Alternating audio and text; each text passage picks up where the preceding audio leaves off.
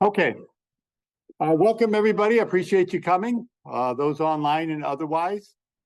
What I want to do is give you a quick introduction to how we got here, and basically how I got here, really. So the journey towards a sustainable rose project. Of course, we're dealing now with two diseases, and they all started in the early '90s for me. Because at A&M, I was a peach breeder. I wasn't even thinking of roses. And when Dr. Basie came up to me one day and asked me if I knew how to count chromosomes, he sort of sucked me into roses for the last 30 years or so. And I did count chromosomes, and he was a retired mathematician out of A&M. His passion was rose breeding. He was a hobbyist, but he had like 20 acres that he worked on just for fun. And he used to give roses to nurseries, and they'd propagate them, things like Basie's Blueberry, Belinda's Dream, things like that. So there's a couple of things out there that he's produced. And his focus was carefree roses, sustainable roses, whatever you want to call them. He wanted a bush that would survive and have those wonderful flowers. And so that's where my rose career started. And it was funny because previously, when I was interviewing for jobs, I was invited to do some ornamental breeding, and I said, no, I didn't want to do ornamental breeding. And here I am. Anyways, life is funny. Anyway, so A&M started a breeding program and genetics program. Again, well-adapted roses. Disease resistance was always top. Initially, it was only black spots because rose rosette didn't raise its ugly head at that time, especially not in College Station. We still don't have much of it there. Heat tolerance was definitely an issue. Number of flowers, horticultural traits, the usual things you want to think about in rose breeding. And then later we started doing research, mainly looking at ploidy levels, amphidiploidy, how to breed things, germplasm evaluation. And then 2007, got a donation from Ralph Moore, who's a father of the miniature rose, and he donated a little more money to the endowment and a lot of germplasm. And he bred roses for 70 years or so, starting in the 30s till his death. And he released about 500 varieties, about 300 were miniatures, and 200 were all sorts of things.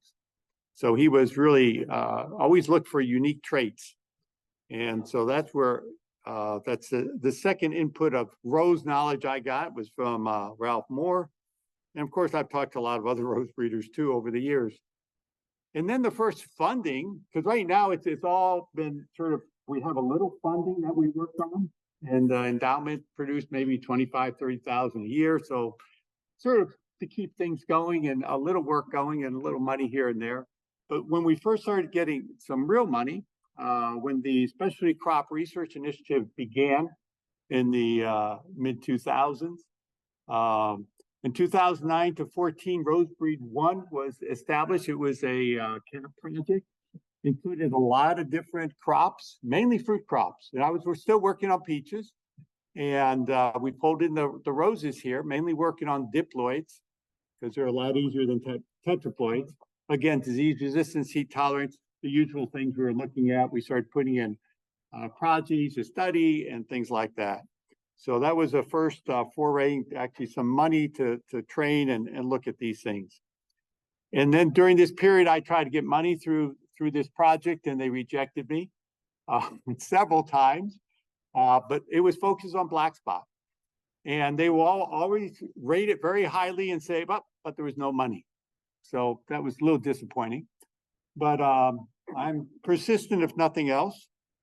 And so in 2013, the industry put together a project or a conference to look at rose rosette.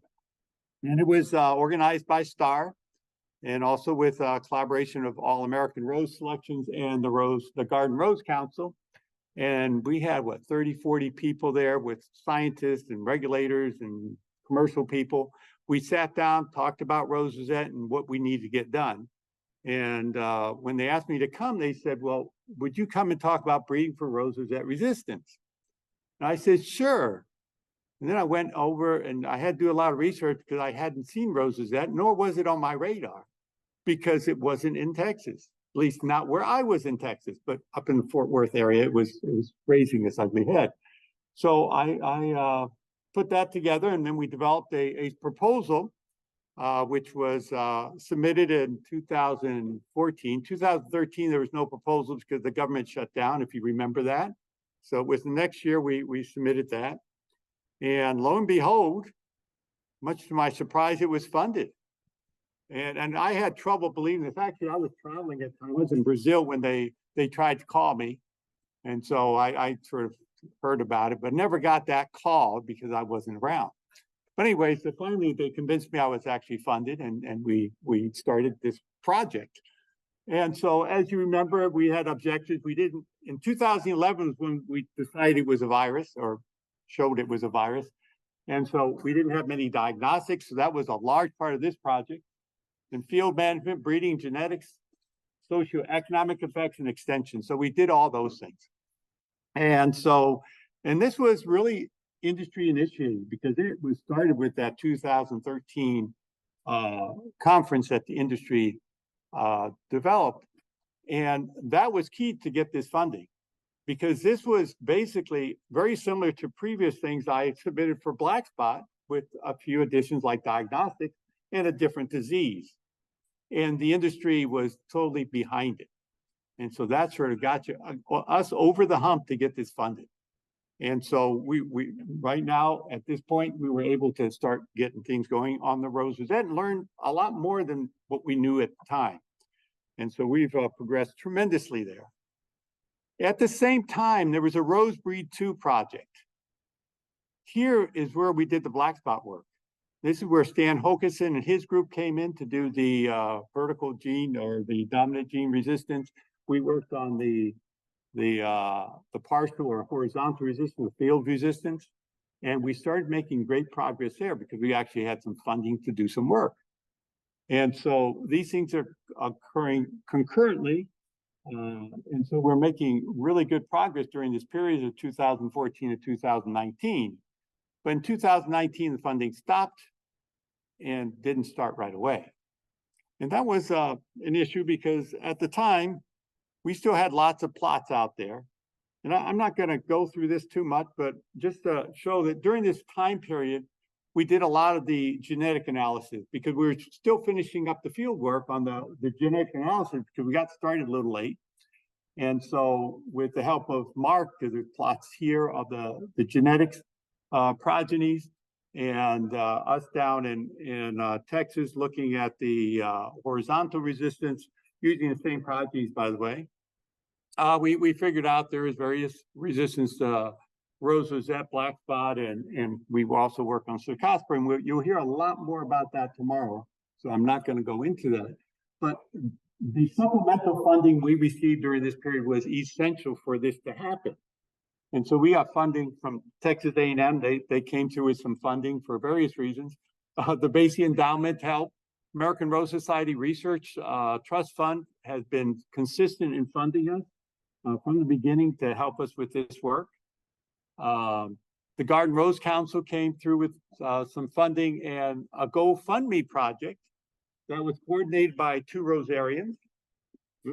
We're sharing the wrong screen. We're showing, oh, well, we see it fine here, so. Let's see if we get this one. Yeah. Okay, good. Okay, thank you, Jekin.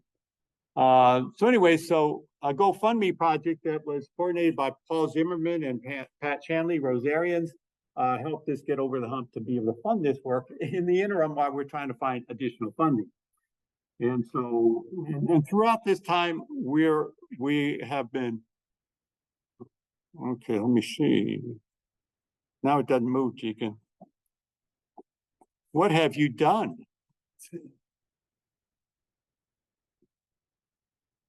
How'd you do that? Just go on to the next. Now your arrows key should work. Okay, good. Okay. Technology, isn't it wonderful? Anyway, so during this period, we of course we're trying to develop the sustainable road thing, but at the same time, as we were analyzing all this data and dealing with tetraploid genetics, we realized we didn't have the software to do so. So I decided to put together a project on the tools for genomics assisted breeding of polyploids. And basically what it did was bring all the computational geneticists together and help us write this polyploid genetic and analytical software. And then we had a group of breeders that would test it and then talk with the programmers and say, well, we need this, we need that. And we'd had a back and forth going. And then yearly we have workshops in San Diego now. Next year in January, we'll have our final workshop to train people on how to use the software.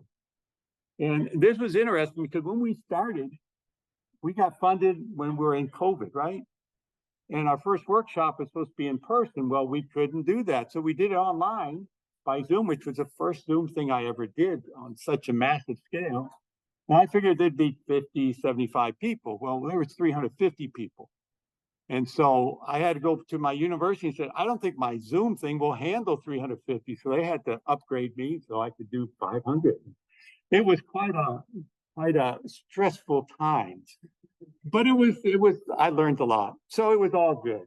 And so we've done a lot here and we've come a long ways in analyzing data and learning how to do this. And this has been extremely important in developing this project we have now, the Sustainable Rose Project, because it's really combining the rose breed stuff on the black spot, the RRD, the combating RRD stuff, and then this polyploid, tools for polyploid, it's all sort of mashed together now into one big project.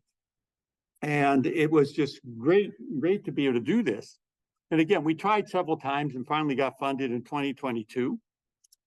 And of course, we have a lot of collaborators, and I appreciate you all coming out and all the collaborations we get. And it's been a wonderful group to work with because I don't see much fighting among us. And that's great. That was the first thing. The thing that worried me most in the tools for polyploid thing was that the computational geneticists who were doing the same sort of programming, but with different approaches, would fight with each other because they didn't like how each one was doing things. But lo and behold, they actually got along. And they helped each other. So it was great. And so anyway, so that's where we are, and that's how we got here. Long-term goal, again, to develop sustainable rose landscapes based on cultivar resistance to rose rosette disease and black spot. And of course, there's other things that they need to be adapted to, but those are the two things that we're focusing on. And those are the major three aims. Develop sustainable rose cultivar, socioeconomic impacts, extension program. We'll hear a lot more about these as we go through the day and through tomorrow. So I'm not going to get into all the details there. We'll leave that there. But going through the agenda just quickly, I just want to, we'll start out with looking at the website. And Joe, you going to talk about it, or is Delaney going to come on, or both? Okay, good. Well, I'm sure Delaney's online. Anyways, and then we'll go through some general talks, just sort of summarize things that we've done in the past on the rose rosette. So we'll have Kevin talk about the general overview and Jean about the damage and distribution. And then we'll do the socioeconomic analysis. So we have Luis and Marco here. Appreciate you coming. And they're going to tell us how we need to work with them and what they can tell us. And then we'll switch to virology with Jean Marie and Osama and Francisco and others. And then we'll talk about some of the rose rosette field trials. So we'll look at that, and then we'll end up with extension, a breakout session, and dinner. So we're here till dinner, people. So just relax and enjoy.